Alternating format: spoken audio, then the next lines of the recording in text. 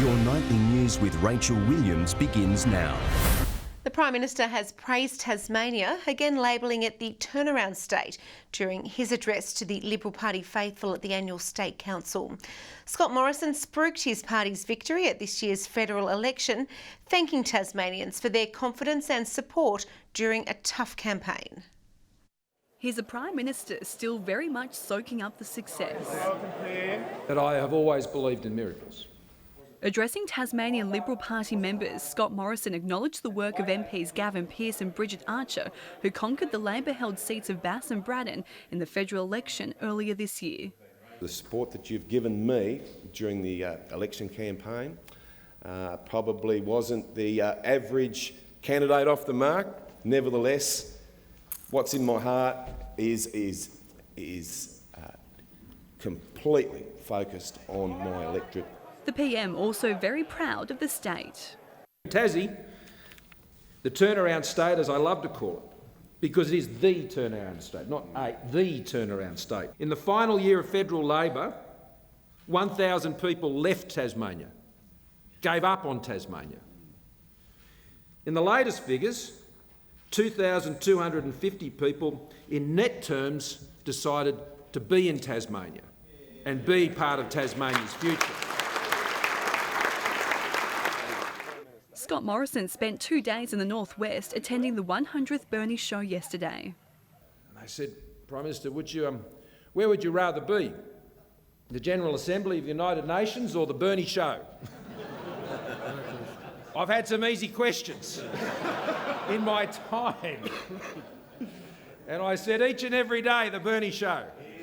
Around 200 members attended the conference here in Devonport. It's the first time the annual State Council has been held in the Braddon electorate since 2003. The party also paid tribute to outgoing State President Jeff Page.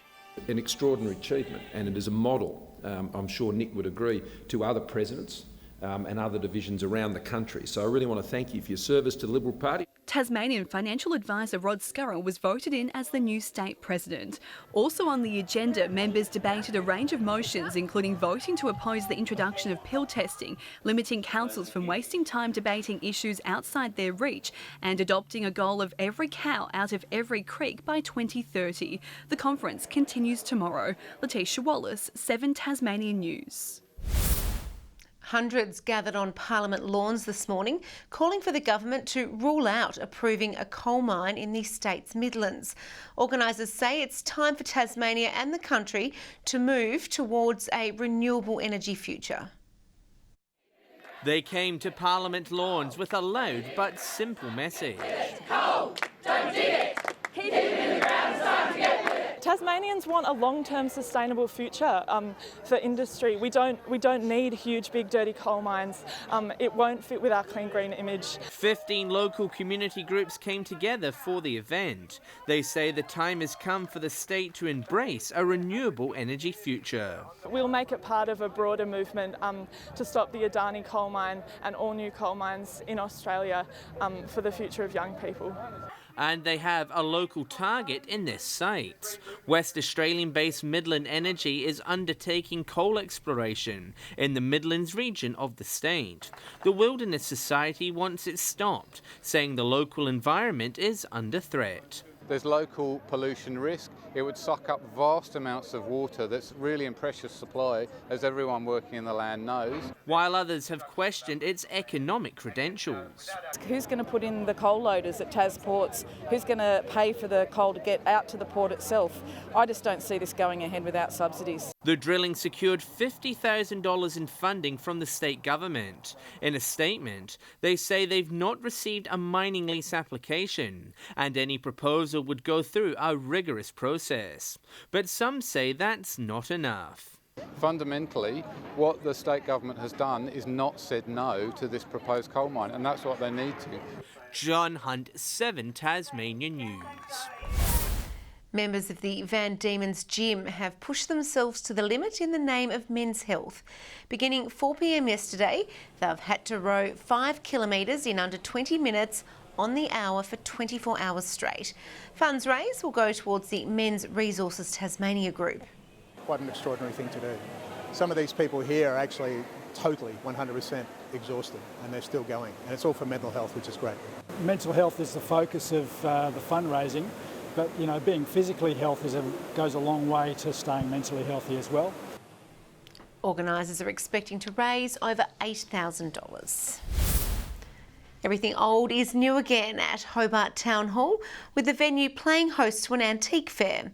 Sellers from across the nation and around the world are in town showcasing a wide range of items, some of which are over 300 years old.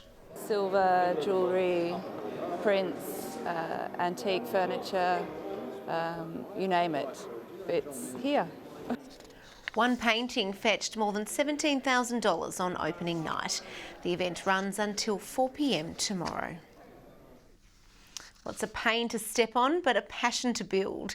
Lego enthusiasts descended on Hobart today for the annual Bricksabition, showcasing the best models made from the famous Danish building blocks. The event enticing little and big kids to get involved, with some attendees even dressing up for the occasion. It could be a long and painful Hockey One season ahead for the Tassie Tigers women's side after dropping their opening match to Adelaide 4-0 a short time ago. But the men have a shot at redemption for the state, starting favourites in their clash, which began just moments ago.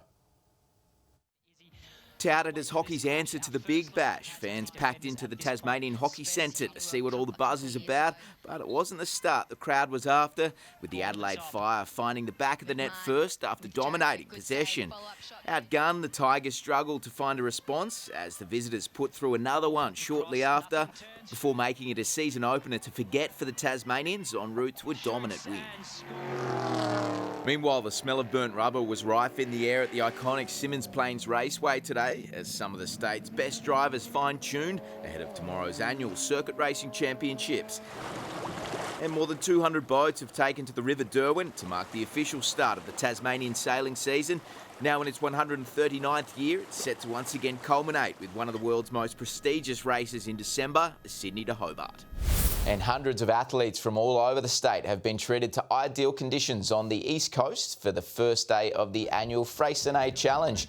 Athletes covering more than 80 kilometres of terrain over 4 gruelling legs, with the event wrapping up tomorrow following another jam-packed morning of competition.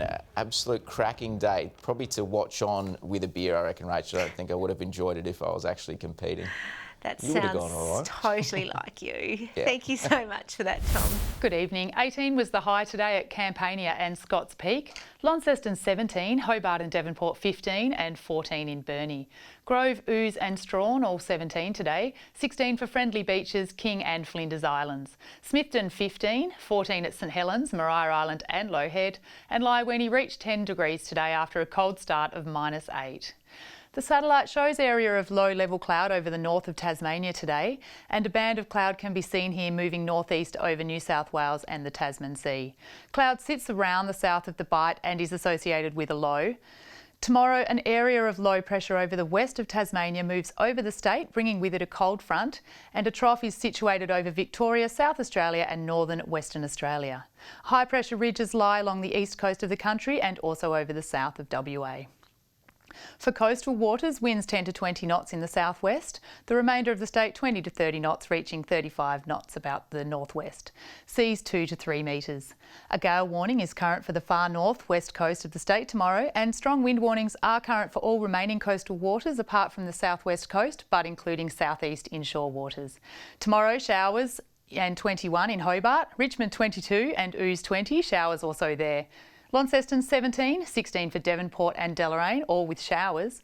More showers in the west, Burnie 16, 18 at Strawn and Curry 17 degrees.